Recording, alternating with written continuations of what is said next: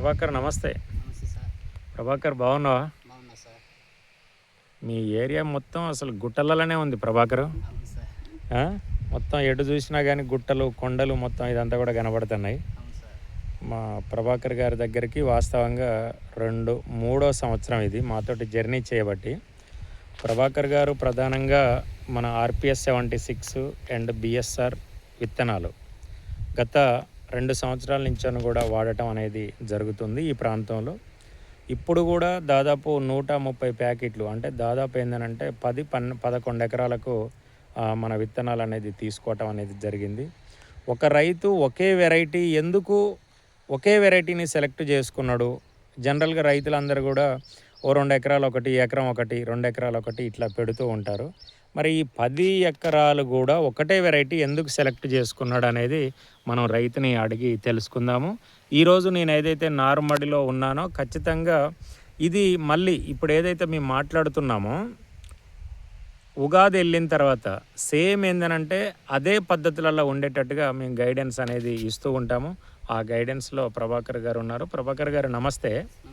ఎందుకు సార్ మీరు BSR 99 అనే వెరైటీని ఎందుకు ఎంచుకున్నారు? 10 ఎకరాలు వేస్తున్నారు, ఎందుకు 1 ఎకరం 2 ఎకరాలు కాకుండా? లాస్ట్ ఇయర్ 1 ఎకరమే వేసాను సార్. ఓకే. ఆ ఎకరంలో కాయ క్వాలిటీని బట్టి ఆలోచించి ఇదే బాగుంటుందని ఆలోచించి రేటుకైనా ఇంకో దానికైనా తొందరగా అమ్ముడు పోవడానికి అనేది ఓకే నిర్ణయించుకున్నాను సార్. అంతేనా సార్? అంతే సార్. అంటే ఇప్పుడు ఎన్ని క్వింటాలు అయింది సార్ మొత్తం ఆ ఎకరంలో? లాస్ట్ ఇయర్ 30 క్వింటాలు వచ్చింది సార్. 30 క్వింటాలు వచ్చింది. గ్రేట్. మాకు వచ్చేసి డిసెంబర్ జనవరిలోనే నీళ్ళు అయిపోతాయి sir. Okay sir. Okay. Main point నీళ్ళు అయిపోతాయి. ఇంకా ఎక్కువ మార్చి ఏప్రిల్ నెల దాకా నీళ్ళు వస్తే ఇంకా ఎక్కువ తీయొచ్చు, కానీ నెలల్లో నీళ్ళు రావు సార్.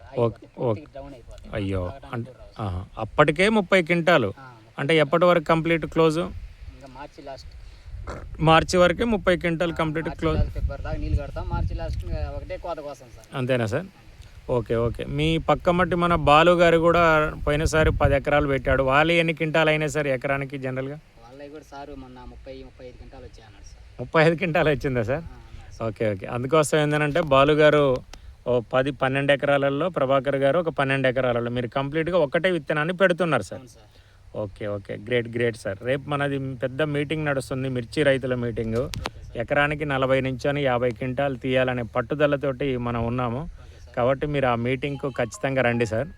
దాన్ని ఇన్విటేషన్ ఇవ్వడానికి మాత్రమే మీ దగ్గరికి నేను దాదాపు రావటం జరిగింది. మీలాంటి రైతులు మంచి నాలెడ్జ్ తీసుకోవాలి, 100 మంది రైతులకు ఆదర్శంగా ఉండేటట్టుగా ఉండాలి సార్. ఇది ప్రభాకర్ గారి యొక్క ఎక్స్పీరియన్స్. రెండవది ఇక్కడ RPS 76 తోటి విత్తన శుద్ధి చేయటం, రెండవది BSR విత్తనాన్ని తను ఎంచుకోవటం అనేది జరిగింది. చూడండి, 10-12 ఎకరాలు కూడా ఒక్కటే రైతు వేయటం అంటే మన ప్రోడక్ట్లో ఎంత దమ్ముంది, సీడ్లో ఎంత దమ్ముంది, మన సజెషన్స్ కానీ ఇవన్నీ కూడా ఏంటంటే పాటిస్తూ అద్భుతమైన దిగుబడి అనేది మనకు ప్రభాకర్ గారు తీస్తూ ఉన్నారు. వారికి చాలా ధన్యవాదాలు. ఈసారి కూడా మంచి దిగుబడి తీద్దాం ప్రభాకర్ గారు. మినిమం మన టార్గెట్ ఏంటంటే 40 నుంచి 50 క్వింటాలు తీయాలి. అప్పుడు మాత్రమే రైతు కళ్ళల్లో ఆనందం ఉంటుంది.